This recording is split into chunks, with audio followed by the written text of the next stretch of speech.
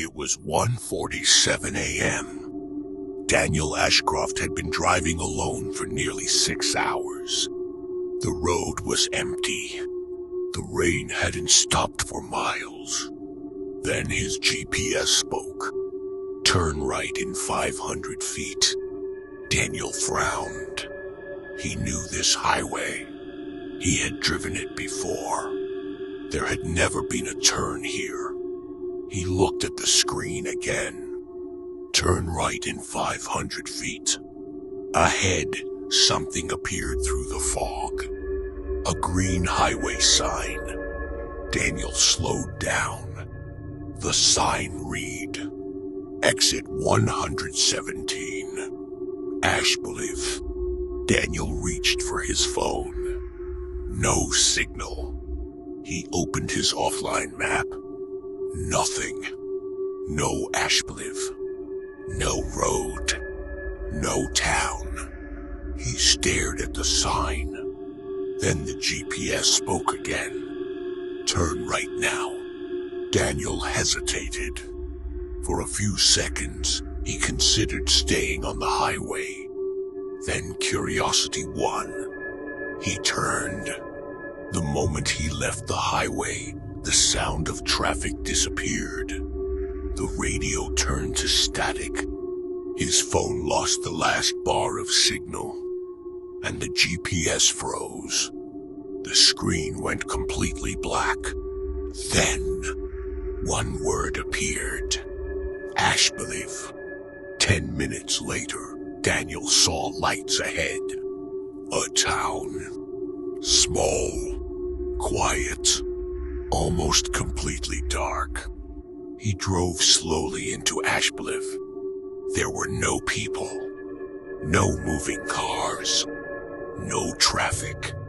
But the town didn't look abandoned. The diner was lit. The gas station was open. And an old roadside motel had a glowing vacancy sign. It felt less like everyone had left, and more like everyone had simply stopped. Daniel pulled into the gas station. He stepped inside. An elderly cashier sat behind the counter. The man slowly looked up.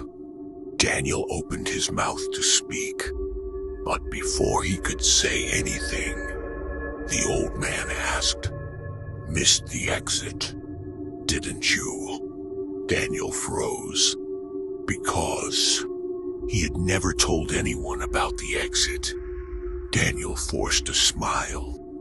"I'm just looking for the interstate." The old man didn't answer. He simply pointed toward the coffee machine. "You've got time." Daniel looked at the wall clock. La 1:48 am. He checked his phone. Still no signal. He looked back at the clock. It hadn't moved. Not even a minute. He bought a bottle of water and turned toward the door. That's when he noticed the newspapers. Every single one showed the same date, October 27th. But there was no year. Daniel picked one up. The paper was old, yellowed, almost brittle. Yet the ink looked fresh. He put it down. "What's wrong with this town?" The old man finally looked at him. "Nothing's wrong with Ashcroft." He paused. "Not if you leave before the road closes." Daniel frowned. "What road?" The old man didn't answer. Daniel walked outside. The rain had stopped. The entire town was silent. No insects. No wind. No distant traffic. Nothing. He got back into his truck. He didn't care about the weather anymore. He just wanted out. Daniel followed the road he had come in on. 10 minutes passed. Then 20. The forest continued on both sides. Finally, Through the fog, he saw a familiar green sign. Welcome to Ashbelieve. Daniel slammed on the brakes. He stared at it. He had just left the town, but somehow he was entering it again. He turned the truck around. This time, he drove in the opposite direction. 20 minutes. 30. Nothing changed. Then the same sign appeared again. Welcome to Ashbelieve. Same rust. Same cracked paint. Same broken reflector beneath it. Daniel's hands tightened around the steering wheel. He whispered, "This isn't possible." He accelerated. The road stretched endlessly ahead. And then, through the fog, the lights of Ashbelieve appeared again. Daniel had returned. But this time, the town wasn't empty anymore. The town wasn't empty anymore. An elderly woman sat on a porch. A man stood outside the diner. A teenager leaned against an old bicycle. Daniel slowed down. Every one of them was watching him. No one waved. No one spoke. They simply followed his truck with their eyes. Daniel locked the doors. Then he noticed something even stranger. Every person on the street was wearing the same expression. Not fear, not anger, just recognition, as if they had been waiting for him. Daniel drove straight to the motel. The sign above the entrance read, Ashbelieve Motel. The red vacancy light flickered through the fog. He parked and walked inside. The lobby was empty. There was no receptionist, no television, no music, only an old desk, and a leather guest register. Comma. Daniel opened it. Page after page was filled with names. Every name had a check-in time. None had a checkout time. He turned another page. Then another. His hands stopped moving.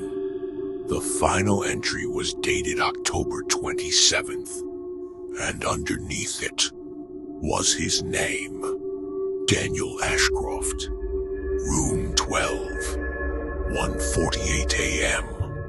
Daniel stared at the page. He hadn't signed it. He hadn't even been inside the motel before. Then he noticed something beneath his name. A second line, written in darker ink. Returning guest. Daniel stepped away from the desk. Beside the register sat a brass key. A small metal tag was attached to it. 12. He didn't want to touch it. But before he could walk away, the motel lights went out. Complete darkness. Then, from somewhere upstairs, came the sound of footsteps. 1, 2, 3. They stopped. Daniel held his breath. A voice came from the hallway. Quiet. Calm. Almost familiar. You're late, Daniel. He froze. He had never told anyone in Ashbelieve his name. Then the emergency lights flickered on. At the end of the hallway, room 12 was slowly opening, and something was standing behind the door. Daniel couldn't move. The door to room 12 was now completely open. There was no one behind it. Only a dim yellow light, and a television playing static. He slowly stepped inside. The room looked strangely familiar. The bed was made. The curtains were closed. An old lamp was glowing beside the bed. Then Daniel noticed something on the nightstand. A photograph. He picked it up. It showed the entrance to Ashcroft. The same road. The same sign. Exit 117. And standing beneath it was Daniel. He stared at the photograph. He was wearing the same jacket, the same clothes, but there was something wrong. The photograph looked old, very old. Daniel turned it over. On the back was a handwritten date, October 27th, 1987. Daniel's breathing stopped. He looked toward the television. The static suddenly disappeared. The screen showed the motel room. Leave. Daniel could see himself standing there. But on the screen, someone was standing directly behind him. Daniel slowly turned around. Nothing. He looked back at the television. The figure was still there. And now, it was smiling. The screen went black. Daniel dropped the photograph. He ran down the hallway, through the lobby, out the front door. He jumped into his truck and drove. He didn't stop. The road finally opened onto a highway. Sunlight appeared through the clouds. His phone regained signal. The GPS restarted. Daniel laughed. He thought he was free. 20 miles later, he stopped at a roadside diner. He asked the waitress, "Do you know where Ashcroft is?" She stared at him. Ashcroft?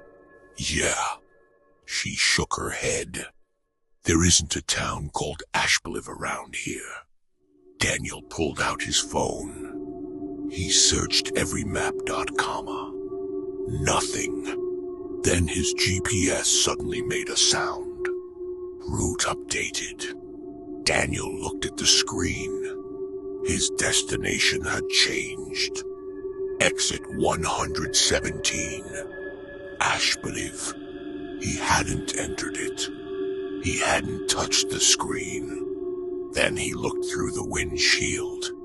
Less than a mile ahead, a familiar green sign appeared through the fog. Exit 117. Ashcroft. Daniel slowly tightened his grip on the steering wheel. The GPS spoke. Turn right in 500 feet. And this time, Daniel didn't turn.